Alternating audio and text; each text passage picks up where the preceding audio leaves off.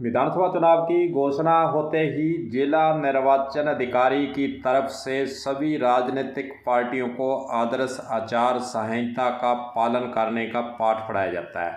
उनको बताया जाता है कि आपको जितनी भी चुनाव की गतिविधियां संचालित की जानी हैं उसके लिए बहुत से कार्यों के अंतर्गत देखा जाए तो बिना अनुमति नहीं की जानी है।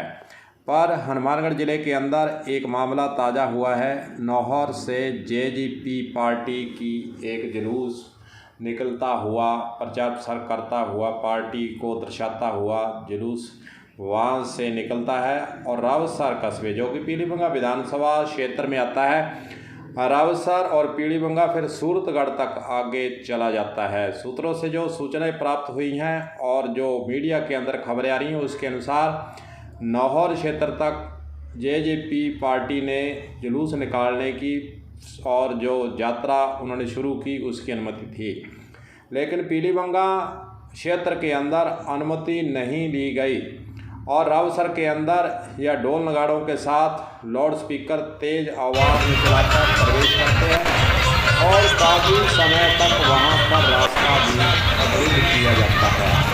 व्यवस्था वहां पर चल जाती है। इस प्रकार की बात सामने आई है। अगर रूल्स को देखें और आचार संहिता की पालना के लिए जो नियम निर्वाचन विभाग के द्वारा किए गए हैं, किसी भी जुलूस के प्रारंभ होने का समय, स्थान, निकलने का मार्ग पालन करना होगा। समय और स्थान जिस पर जुलूस समाप्त होगा पहले से तय किया जाना चाहिए और अग्रिम अनुमति प्राप्त की जानी चाहिए। यह निर्वाचन आयोग और भारत निर्वाचन आयोग के द्वारा आदर्श आचार संहिता के नियम जारी किए हुए हैं। कहीं ना कहीं इस पार्टी के द्वारा इन नियमों की पालना नहीं की गई है और नियम ये भी कहता है जिन इलाकों से जुलूस गुजरना है वहां लागू किसी भी प्रतिबंधक आदेश के अस्तित्व का पता लगाया जाना भी चाहिए, ताकि पार्टी को पता होना चाहिए और उसकी पूरी तरह से अनुपालन किया जाना चाहिए और सभी यातायात नियम और अन्य प्रतिबंधों की पार्टियां पालना करेंगी। जुलूस का मार्ग यातायात में बाधा रहित होना चाहिए। यह रूल्स के अंदर लिखा हुआ है, इस आदर्श आचार संहिता के नियम के अंदर अंकित किया हुआ है और इन पार्टियों को पहले अनुमति लेना जरूरी होगा, यह भी इसके अंदर अंकित किया हुआ है। अब सवाल पैदा होता है कि जेजेपी पार्टी के द्वारा बिना अनुमति के जो यात्रा नौहर से शुरू की गई और रावतसर पीलीभंगा होते सूरतगढ़ तक गई है, पीलीभंगा विधानसभा के अंदर इसका किसी भी प्रकार की अनुमति नहीं ली गई थी, यह बात सामने आई है।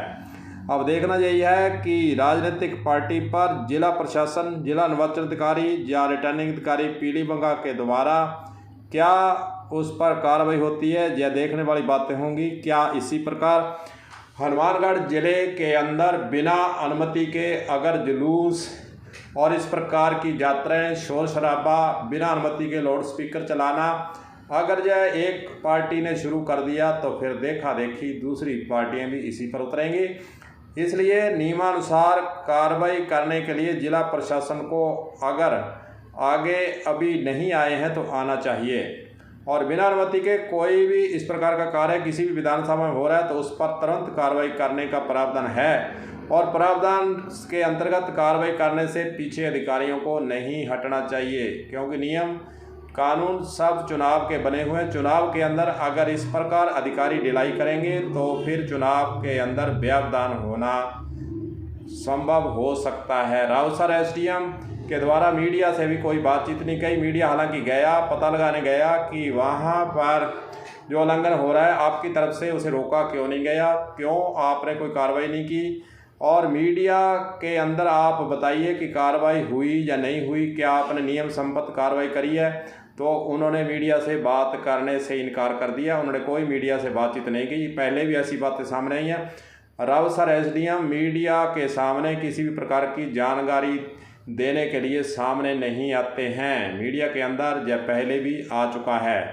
अब देखते हैं कि जिला निर्वाचन अधिकारी रावतसर एसडीएम को पाबंद करते हैं कि मीडिया को समयानुसार कोई कार्रवाई की जाती है या नहीं की जाती, या नियम क्या है, अनुमति ली या नहीं, इस प्रकार की सूचना देंगे कि नहीं देंगे, यह भी देखने वाली बातें होंगी। कलम न्यूज़ के लिए गुरदेव सिंह सैनी की हनुमानगढ़ से रिपोर्ट।